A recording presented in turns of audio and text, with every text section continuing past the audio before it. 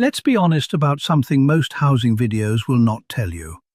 Sometimes tenants make their own problems worse. They ignore a small leak. They go silent when money gets tight. And it costs them. But here is the other half of that sentence. Being a good tenant does not mean letting a landlord walk all over you. It does not mean saying yes to everything to keep the peace. So where is the line? That is the whole video. Stay with me because by the end, you will know how to be the kind of tenant a landlord wants to keep without giving up a single one of your legal rights. Start with the dull thing that protects you most. Pay the rent and look after the place. Serious arrears and serious damage are two of the strongest reasons a landlord can remove you. And since May 2026, the main no-argument ground for arrears is higher than most people think. 3 months behind, not one late payment, and only if it is still that high by the hearing.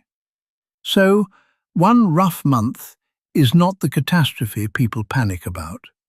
Months of silence is the real danger. Which brings me to the move that helps. If money gets tight, tell your landlord early.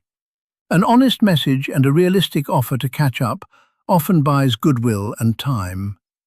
But be straight with yourself. Talking does not wipe out the arrears, and a payment plan is not a legal shield. It helps, but it does not stop possession. If you are struggling, get advice fast. From Citizens Advice, Shelter, or your council. Now, repairs, where good tenants quietly lose money. Picture a small leak under the sink. You spot it. You think, not my problem, it is the landlord's building. So you leave it. 3 months later, it is warped flooring, a ruined cupboard, and a row about who pays. Here is the split. Your landlord is responsible for the structure and the big stuff. The roof, the walls, the pipes, the heating, the wiring. That is the law, and they cannot sign it away. Your job is to use the place sensibly and report problems promptly. Report that leak in writing the day you see it, with a photo, and if it is the plumbing or the structure, it is squarely the landlord's to fix. Sit on it, and you can end up liable for the part you made worse. Now the one that starts more fights than anything. Mould. A patch appears in the corner. The landlord says it is your lifestyle. You never open a window. You say it is the building. And here is the truth neither side likes. It is often not that simple. Mould can come from broken ventilation, a fan that does not work, heating you cannot afford, cold, damp walls, or a hidden leak. That is the landlord's side. It can also be made worse by how a home is used. The trick is not to win the blame game. It is to find the actual cause. So report it early in writing, describe the conditions honestly, and ask for it to be investigated. That is how it gets fixed, instead of turning into a stalemate. Right. The big myth nearly everyone gets wrong. Your landlord gives you 24 hours notice so they can come in whenever they like. No. This is your home, and you have a right, the law rather sweetly calls, quiet enjoyment. For repairs and inspections, yes, they must give at least 24 hours notice in writing, at a reasonable time. But notice is not a key to let themselves in. In practice, they need your cooperation, and for routine visits, you can ask to rearrange. What you cannot do is block access completely for no good reason. Refuse a genuine repair or a safety check, and the landlord can go to court for an order. That is the balance. The only time they can enter with no notice and without your agreement is a real emergency. A fire, a flood, a gas leak.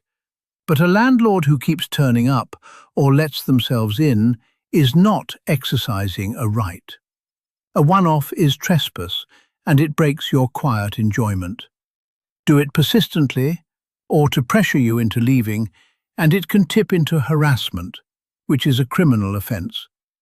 And if they lock you out or force you from your home, that is illegal eviction, more serious again. So here is the reset, the bit I really want you to take away. Knowing your rights does not mean every disagreement becomes a war. Most good tenancies run on ordinary decency.